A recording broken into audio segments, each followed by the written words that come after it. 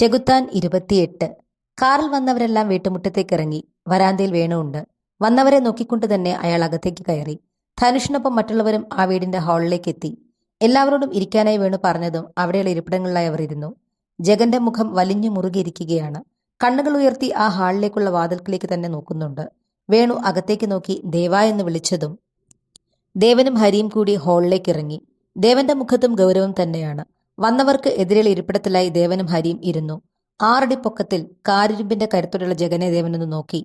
പെണ്ണിനെ ഇവൻ നല്ലതുപോലെ പേടിപ്പിച്ചിട്ടുണ്ട്. അല്ലെങ്കിൽ തന്നെ ഇവനെപ്പോലെയുള്ളൊരു കാട്ടാളിനെ കണ്ടാൽ തന്നെ ആ കുഞ്ഞു പെണ്ണ് പേടിക്കും. ദേവൻ മനസ്സിലോർത്തു. ജഗന്റെ കണ്ണുകൾ തിരയുന്നത് ലച്ചുവിനെയാണ് എന്ന് ദേവൻ മനസ്സിലാക്കി. നിശബ്ദതയെ ഭേദിച്ചുകൊണ്ട് ജഗന്റെ ചേട്ടൻ സൂര്യനാരായണൻ സംസാരിച്ചു തുടങ്ങി. തെറ്റുകൾ 2 കൂട്ട ഭാഗത്തും ഉണ്ടായിട്ടുണ്ട്. അതുകൊണ്ട് പിന്നെ അതിനെക്കുറിച്ചൊന്നും പറയാതെ വന്ന കാര്യത്തിലേക്ക് കടക്കാം. ഞങ്ങളുടെ കുട്ടിയെ തിരിച്ചു തരണം. ലച്ചുവിനെ വിളിക്കുകയാണെങ്കിൽ അവളെയും കൊണ്ട് ഞങ്ങൾക്ക് ഇറങ്ങാമായിരുന്നു. ഉടനെ തന്നെ ഇറങ്ങണം. ഇന്നിവന്റെയും ലച്ചുവിന്റെയും വിവാഹമാണ്. അതിനുള്ള എല്ലാ ഏർപ്പാടുകളും അവിടെയുള്ള കുടുംബക്ഷേത്രത്തിൽ ചെയ്തിട്ടാണ് ഞങ്ങൾ ഇങ്ങോട്ട് വന്നത്. സൂര്യൻ പറഞ്ഞു നിർത്തിയതും ഹരി ദേവനെ ഒന്ന് നോക്കി. ആ മുഖത്ത് ഗൗരവം തന്നെയാണ്. വിമലേച്ചി. ദേവൻ അകത്തേക്ക് നോക്കി ഉറക്ക വിളിച്ചു. ആ വിളി കേട്ടതും വിമല അങ്ങോട്ടേക്ക് ചെന്നു. അവളോട് വരാൻ പറ. ദേവൻ അവരോടായി പറഞ്ഞു. അത് കേട്ടതും വിമല ലച്ചുവിനെ വിളിക്കാനായി അകത്തേക്ക് പോയി. ജഗൻ വന്നിട്ടുണ്ട്. ഒരു ഭിത്തിക്കപ്പുറം അയാളുണ്ട്. ആ ചിന്തയിൽ പോലും ലച്ചുവിന്റെ ഉടൽ ആകെ വിറച്ചു. മനസ്സ് കൈവിട്ടു പോകുന്നത് പോലെ ആ കുഞ്ഞു പെണ്ണിന് തോന്നി. മോളെ വാ. ദേവൻ കുഞ്ഞു മോളോട് അങ്ങോട്ട് വരാൻ പറഞ്ഞു. വിമല അകത്തേക്ക് വന്നുകൊണ്ട് പറഞ്ഞു. എന്നാൽ വിമല പറയുന്നത് കേട്ടതും ലച്ചു തന്റെ അടുത്തിരിക്കുന്ന ശംഖുവിന്റെ കൈകളിൽ പിടിമുറുക്കിക്കൊണ്ട് ഇല്ല എന്ന രീതിയിൽ തലയനക്കി. വിമല എത്ര നിർബന്ധിച്ചിട്ടും അവർക്കൊപ്പം ഹാളിലേക്ക് ചെല്ലാൻ അവൾ കൂട്ടാക്കിയില്ല. ജഗന്റെ കണ്ണുകൾ വാതിൽക്കലേക്ക് തന്നെയാണ്. ചുറ്റുമുള്ള ആരെയും അവൻ നോക്കുന്നേയില്ല. ആ കുഞ്ഞി പെണ്ണിനെ ഒന്ന് കാണാൻ, അവളുടെ കണ്ണുകളിലെ ഭയം ആസ്വദിക്കാൻ അവൻ വാതിൽക്കലേക്ക് കണ്ണുനട്ട് അങ്ങനെയിരുന്നു. ദേവൻ കുഞ്ഞെ, മോൾ ആകെ പേടിച്ചിരിക്കുക. ഇങ്ങോട്ട് വരുന്നില്ല. ഹാളിലേക്ക് വന്നുകൊണ്ട് വിമല പറഞ്ഞു. ലച്ചുവിനെ കാണാനായി കാത്തിരുന്ന ജഗന് അവളെ കാണാൻ പറ്റാത്തതിലും ഹാളിലേക്ക് അവൾ വരാൻ കൂട്ടാക്കുന്നില്ലെന്നറിഞ്ഞതിലും അങ്ങേയറ്റം ദേഷ്യമുണ്ടായി. അവൻ പതിയെ അങ്ങ് എഴുന്നേറ്റു. അവൾ എവിടെയാ ഉള്ളത്? ഞാൻ അങ്ങോട്ട് വരാം. അവിടെ വന്ന് അവളെ കൂട്ടിക്കോളാം. ജഗൻ എഴുന്നേറ്റ് വിമലയുടെ അടുത്തേക്ക് നടക്കാൻ തുടങ്ങിയതും ദേവനും എഴുന്നേറ്റു. അവൻ ജഗനെ രൂക്ഷമായി നോക്കിക്കൊണ്ട് അകത്തേക്ക് പോയി. ലച്ചുവിനെ കൂട്ടാനാണ് അവൻ പോയതെന്ന് മനസ്സിലാക്കിയതും സുഭദ്ര ജഗനെ തടഞ്ഞു. മോനെ, നിന്നോട് ഞാൻ പറഞ്ഞതല്ലേ പ്രശ്നമുണ്ടാക്കരുതെന്ന്. അയാൾ ഇപ്പോൾ അവളെ ഇങ്ങ് വിളിച്ചുകൊണ്ട് വരും. വന്നാൽ ഉടനെ അവളെയും കൊണ്ട് നമുക്ക് ഇവിടെ നിന്ന് ഇറങ്ങാം. ഈ ഒന്ന് സമാധാനപ്പെട്. സുഭദ്ര ജഗനെ ആശ്വസിപ്പിക്കാൻ എന്നോണം പറഞ്ഞു. കണ്ണുകൾ അടച്ച് ദേഷ്യം നിയന്ത്രിച്ച് ജഗൻ തിരികെ വന്നിരുന്നു. മുറിയിലെത്തിയ ദേവൻ കാണുന്നത് പേടിച്ച് ശംഖുവിനെ മുറുക്കെ പിടിച്ച് ആലില പോലെ വിറച്ചു നിൽക്കുന്ന ലച്ചുവിനെയാണ്. ഹോളിലേക്ക് വാ. ദേവന്റെ ഗൗരവം നിറഞ്ഞ ശബ്ദം കേട്ടതും അവളുടെ പേടിച്ച് ഒന്നുകൂടി ശംഖുവിന്റെ കൈകളിൽ മുറുകെ പിടിച്ചുകൊണ്ട് ഇല്ല എന്ന രീതിയിൽ തലയനക്കി. അത് കണ്ടതും ദേവന് ദേഷ്യം വന്നു. അവൻ പതിയെ അവർക്കരികിലേക്ക് ചെന്നു. നിന്നോട് ഞാൻ പറഞ്ഞു, നിന്റെ ഇഷ്ടമില്ലാതെ സമ്മതമില്ലാതെ ഒരുത്തനും ഇവിടെ നിന്ന് നിന്നെ എങ്ങോട്ടും കൊണ്ടുപോകില്ല. അതുകൊണ്ട് ഇങ്ങനെ പേടിച്ച് വരച്ച് നിൽക്കാതെ എന്റെ കൂടെ വാ. എന്നിട്ട് അവിടെയുള്ളവരുടെ മുഖത്ത് നോക്കി പറ നീ വരുന്നില്ലെന്ന്. ദേവൻ ഒരല്പം കടുപ്പിച്ച് തന്നെ അവളോട് പറഞ്ഞു. എന്നിട്ടും ഒരനക്കവുമില്ലാതെ പേടിച്ച് വിറച്ചു നിൽക്കുന്ന ലച്ചുവിനെ ഒന്ന് നോക്കിക്കൊണ്ട് ദേവൻ മുന്നോട്ടാഞ്ഞ് അവളുടെ കയ്യിൽ പിടിച്ചു വലിച്ച് എഴുന്നേൽപ്പിച്ചു. ആ കയ്യിൽ പിടിച്ചുകൊണ്ട് തന്നെ ദേവൻ അവളെയും കൊണ്ട് ഹാളിലേക്ക് ചെന്നു. ദേവൻ പിടിച്ചുകൊണ്ടുവന്ന ലച്ചുവിനെ കണ്ടതും ജഗന്റെ മുഖം വിടർന്നു. അവന്റെ ചുണ്ടിൽ ഗൂഢമായ ചിരി വിരിഞ്ഞു. തല ഒന്നുയർത്തി തന്നെ നോക്കുക പോലും ചെയ്യാതെ നിൽക്കുന്ന അവളെ കണ്ടതും ജഗൻ വിളിച്ചു, ലച്ചു. അവന്റെ ശബ്ദം, ഈ ലോകത്ത് അവളെ ഏറ്റവും ഭയപ്പെടുത്തുന്ന ശബ്ദം. അത് കേട്ടതും അവൾ തല ഉയർത്തി അവനെ ഒന്ന് നോക്കി.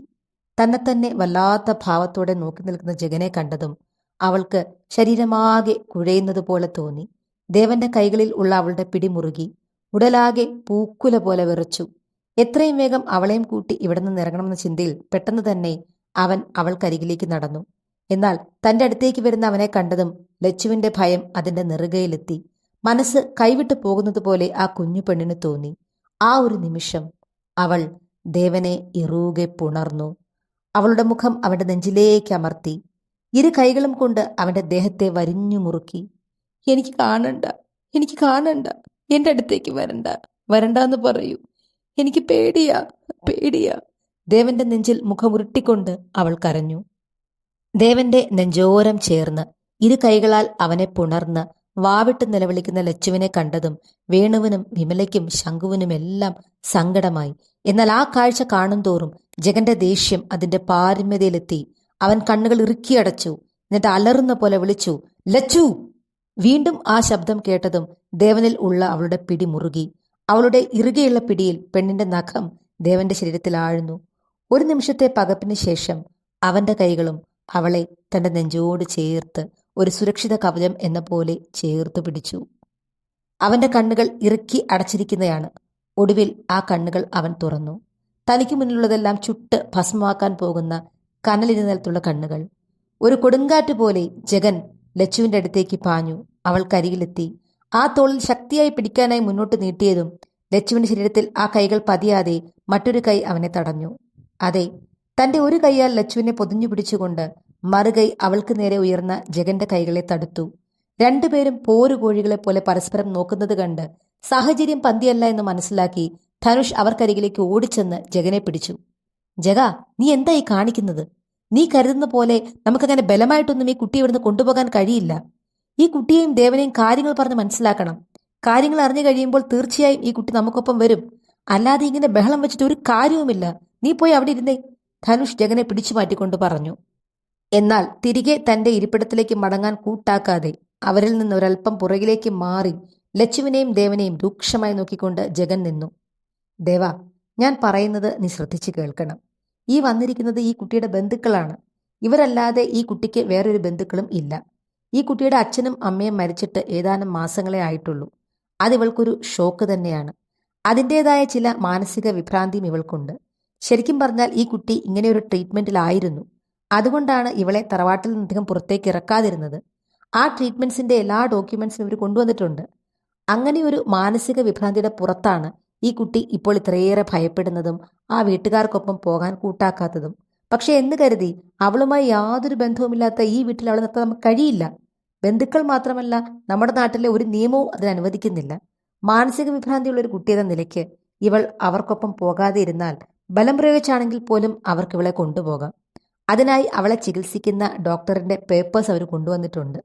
അതുകൊണ്ട് നീ ഒരു കാര്യം ചെയ്യ്, ഈ കുട്ടിയെ പറഞ്ഞ് മനസ്സിലാക്കി ഇവർക്കൊപ്പം അയക്ക്. അതാണ് രണ്ടു കൂട്ടർക്കും നല്ലത്. സാഹചര്യം പന്തിയല്ലെന്ന് തോന്നിയതും കൂടെ വന്ന MLA അയാളുടെ ആളുകളെ വിളിച്ച് തറവാട്ടിലേക്ക് വരാൻ നിർദ്ദേശം കൊടുത്തു. എന്നാൽ അവരെത്തിയപ്പോഴേക്കും വിമല ഏർപ്പാടാക്കിയ ആളുകളും എത്തിയിരുന്നു. രണ്ടുപേരും ഒരേ പാർട്ടിയിൽപ്പെട്ട ആളുകൾ തന്നെയാണ്. എന്റെ കുട്ടേട്ടാ, നിങ്ങളെന്താ ഇവിടെ? ഈ വീട്ടിലൊരു പെൺകൊച്ചുണ്ട്. അതിന്റെ കുറെ വൃത്തികെട്ട ബന്ധുക്കൾ അവളെ ഇവിടെ വന്ന് ബലമായി ഇന്ന് പിടിച്ചുകൊണ്ടുപോകുമെന്നറിഞ്ഞു. അങ്ങനെ ഉണ്ടായാൽ ഒന്ന് തടയാനായി വന്നതാണ്. അയ്യോ എടാ, ഞങ്ങളെന്നാൽ അറിഞ്ഞത് ആ പെൺകുട്ടിയെ ഇവിടെയുള്ളവർ ബലമായി പിടിച്ചു വെച്ചിരിക്കുകയാണെന്നാണ്. അങ്ങനെയാണെങ്കിൽ കുട്ടിയെ ഇവിടുന്ന് രക്ഷിക്കാൻ വേണ്ടിയാണ് ഞങ്ങൾ വന്നത്. അവർ രണ്ടു കൂട്ടരും പരസ്പരം അങ്ങോട്ടും ഇങ്ങോട്ടും സംസാരിച്ചു. എന്തായാലും നമുക്ക് അകത്ത് കയറി നോക്കാം. അവിടുത്തെ കാര്യങ്ങൾ കാണുമ്പോൾ സത്യം മനസ്സിലാക്കാമല്ലോ. രണ്ടു കൂട്ടരും തറവാടിനകത്തേക്ക് കയറി. ദേവൻ ലച്ചുവിനെ പൊതിഞ്ഞു പിടിച്ചിരിക്കുകയാണ്. വലിയ വായിൽ കരഞ്ഞുകൊണ്ടിരുന്ന അവളുടെ കരത്തിന്റെ ശക്തി അല്പം കുറഞ്ഞു. പക്ഷേ എങ്കിലും അവളുടെ ശരീരത്തിന്റെ വിറയലും തണുപ്പും ദേവൻ അറിയാൻ കഴിഞ്ഞു. ആ കണ്ണുനീർ അവന്റെ നെഞ്ചകമാകെ പടർന്നു. ജഗൻ തിരിഞ്ഞ് സുഭദ്രയെ ഒന്ന് നോക്കി. ആ നോട്ടത്തിന്റെ അർത്ഥം മനസ്സിലായെന്നോണം അവർ അവൾക്കരികിലേക്ക് ചെന്നു. എന്റെ മോളെ, നീ എന്തൊക്കെയായി കാണിക്കുന്നത്? നീ അമ്മാവനെ ഒന്ന് നോക്കിക്കേ. നിന്നെ കാണാതായ അന്നു തൊട്ട് ആ മനുഷ്യൻ നേരാവണ്ണം ഉണ്ണുകയോ ഉറങ്ങുകയോ ചെയ്തിട്ടില്ല. എന്റെ മോന്റെ അവസ്ഥയും അങ്ങനെ തന്നെയാണ്. നിനക്കറിയോ, കാല് രണ്ടും ഒടിഞ്ഞു തൂങ്ങി ഓപ്പറേഷൻ കഴിഞ്ഞ് ആശുപത്രിയിൽ കിടക്കുമ്പോൾ പോലും നിന്റെ പേര് വിളിച്ചാണ് എന്റെ മോൻ കരഞ്ഞത്. അത്രയ്ക്കും അവൻ ഇഷ്ടമാണ് നിന്നെ. നീ ഇങ്ങനെ തറവാട്ടിലേക്ക് വരാതിരുന്നാൽ നിന്റെ അമ്മയുടെയും അച്ഛന്റെയും കുഴിമാടത്തിൽ ആര് വിളക്ക് വെക്കും? ആ തറവാട്ടിലെ ഒരേ ഒരു പെൺകുട്ടിയല്ലേ നീ? ആ തറവാടും അവിടെയുള്ളവരെയും ഉപേക്ഷിച്ച് ഇങ്ങനെ മാറി നിന്നാൽ ആ ആത്മാക്കൾക്ക് സഹിക്കുമോ? എന്റെ മോൾ പേടിക്കാതെ അമ്മായി ഒന്ന് നോക്ക്. അമ്മായി പറയുന്നത് കേട്ട് ഞങ്ങൾക്കൊപ്പം വാ. എന്റെ മോൻ നിന്നെ പൊന്നുപോലെ നോക്കും. കല്യാണം കഴിഞ്ഞാലും നിനക്കിനി പഠിക്കണമെങ്കിൽ പഠിക്കാം. നീ ആഗ്രഹിക്കുന്നതെല്ലാം അവൻ സാധിച്ചു തരും. നിന്റെ ജാതകപ്രകാരം 19 മുൻപ് വിവാഹം നടന്നില്ലെങ്കിൽ പിന്നെ നിനക്ക് വിവാഹയോഗമില്ല. അതുകൊണ്ടല്ലേ ഇങ്ങനെ നിർബന്ധം പിടിക്കുന്നത്? അല്ലെങ്കിൽ നിന്റെ അച്ഛൻ ആഗ്രഹിച്ചതുപോലെ മോളുടെ പഠിത്തമൊക്കെ കഴിഞ്ഞ് ജോലിയൊക്കെ കിട്ടിയിട്ടേ നമ്മൾ കല്യാണത്തിന് ചിന്തിക്കുമായിരുന്നുള്ളൂ. ലച്ചുവിന്റെ തലമുടിയിൽ പതിയെ തലോടി അങ്ങേയറ്റം സൗമ്യതയോടെ സുഭദ്ര അവളെ പറഞ്ഞ് പാട്ടിലാക്കാൻ ശ്രമിച്ചു. പക്ഷെ ആ വാക്കുകളൊന്നും തന്നെ അവൾ ഉള്ളിലേക്ക് എടുക്കുന്നതേയില്ല. ഇപ്പോഴും ദേവനെ മുറുകെ പിടിച്ച് കണ്ണുകൾ ഇറുക്കിയടച്ച് ചുറ്റുമുള്ളതൊന്നും തനിക്ക് കാണണ്ട, തനിക്ക് കേൾക്കണ്ട എന്ന മട്ടിൽ തന്നെ നിൽക്കുകയാണ് അവൾ. ജഗന്റെ നോട്ടം കണ്ട് നാരായണനും അവർക്കരികിലേക്ക് ചെന്നു. ലച്ചുവിനോട് പല കാര്യങ്ങളും പറഞ്ഞ് അവളെ തങ്ങൾക്കൊപ്പം കൂട്ടാനായി ശ്രമിച്ചു. പക്ഷേ ദേവനെ മുറുകെ പിടിച്ച് കണ്ണടച്ചുള്ള നിൽപ്പല്ലാതെ അവളിൽ നിന്ന് യാതൊരു പ്രതികരണവും ഉണ്ടായില്ല. ധനുഷ്, ഇവള് അനുസരിക്കുമെന്ന് തോന്നുന്നില്ല. ബലം പ്രയോഗിച്ച് കൂടെ കൂട്ടണം, അല്ലാണ്ട് വേറെ പോം വഴിയില്ല. ദേവനും ലച്ചുവും അവിടെയുള്ള എല്ലാവരും കേൾക്കത്തക്ക രീതിയിൽ ഉറക്കെ ജഗൻ പറഞ്ഞു. ഇത്രനേരം എല്ലാവരും മാറി മാറി പറഞ്ഞിട്ടും അവരെയൊന്ന് നോക്കുക പോലും ചെയ്യാതെ ദേവന്റെ നെഞ്ചിലേക്ക് പറ്റിച്ചേർന്ന് കിടന്ന് കരയുന്ന ലച്ചുവിനെ കണ്ടപ്പോൾ ഇനി ബലപ്രയോഗം അല്ലാതെ മറ്റു മാർഗങ്ങളൊന്നും ഇല്ല എന്ന് ധനുഷിനും തോന്നി. അവൻ പതിയെ ദേവന്റെ അരികിലേക്ക് ചെന്നു. ലച്ചുവിന്റെ തോളിൽ പിടിച്ച് ദേവനിൽ നിന്ന് അകറ്റാൻ ശ്രമിച്ചതും അവൾ കൂടുതൽ ശക്തിയോടെ ദേവനെ മുറുകെ പിടിച്ചുകൊണ്ട് ഉറക്കെ കരയാൻ തുടങ്ങി. മാറി നിൽക്ക്. ഇവളുടെ സമ്മതമില്ലാതെ ഒരുത്തനും ഇവളെ ഇവിടെ നിന്ന് എങ്ങോട്ടും കൊണ്ടുപോകില്ല. ധനുഷിനെ ശക്തിയിൽ പുറകിലേക്ക് തള്ളിക്കൊണ്ട് ദേവൻ പറഞ്ഞു. ദേവന്റെ ഉച്ചത്തിലുള്ള ശബ്ദം ഹാളിലാകെ മുഴങ്ങിക്കേട്ടു. ആ ശബ്ദം എല്ലാവരിലും ഒരു നടുക്കം ഉണ്ടാക്കി. കുറച്ചു നിമിഷത്തേക്ക് അവിടെ നിശബ്ദത നിറഞ്ഞു. എന്നാൽ ആ നിശബ്ദതയ്ക്ക് നിമിഷങ്ങളുടെ ആയുസ്സേ ഉണ്ടായിരുന്നുള്ളൂ. ജഗന്റെ മുഖം ദേഷ്യത്താൽ ചുമന്നു. നിങ്ങൾ ഇതെന്തൊരു പറച്ചിലാണ് ഈ പറയുന്നത്? അവളുടെ സമ്മതമില്ലാതെ അവളെ ആർക്കും ഇവിടെ നിന്ന് കൊണ്ടുപോകാൻ പറ്റില്ല എന്ന് പറഞ്ഞാൽ പിന്നെ എന്ത് വേണം? ഇവിടെ നിർത്തിയിട്ട് പോണോ? നിങ്ങൾ ആരാ? എന്താ? ഇതൊന്നും ഞങ്ങൾക്കറിയില്ല. ഇതൊരു പൂച്ചക്കുട്ടിയോ പട്ടിക്കുട്ടിയോ ഒന്നുമല്ല. 18 വയസ്സ് പ്രായം തികഞ്ഞ ഒരു പെൺകുട്ടിയാണ്. അവള് നിങ്ങളെ സ്നേഹിച്ചു. നിങ്ങളെ കല്യാണം കഴിച്ച് നിങ്ങളുടെ കൂടെ വന്നതൊന്നുമല്ലല്ലോ. ആരും അറിയാതെ ഞങ്ങളുടെ വീട്ടിൽ വന്ന് തട്ടിക്കൊണ്ടുവന്നതല്ലേ? എന്നിട്ട് അവളുടെ സമ്മതമില്ലാതെ ഇവിടെ നിന്ന് കൊണ്ടുപോകാൻ പറ്റില്ല എന്നൊക്കെ പറഞ്ഞാൽ അതിനെന്താണ് അർത്ഥം? സുഭദ്ര ദേവന്റെ മുന്നിൽ കയറി നിന്നുകൊണ്ട് ദേഷ്യത്തിൽ സംസാരിച്ചു. അതിനുശേഷം അവർ ധനുഷിന്റെ നേരെ തിരിഞ്ഞു. സാറേ, സാറ് പറഞ്ഞതുകൊണ്ടാ പരാതിക്കും പ്രശ്നത്തിനുമൊന്നും പോകാതെ പെണ്ണിനെ കൂട്ടിക്കൊണ്ടുപോകാൻ ഞങ്ങൾ വന്നത്. എന്നിട്ടിപ്പോൾ പറയുന്നത് കേട്ടില്ലേ?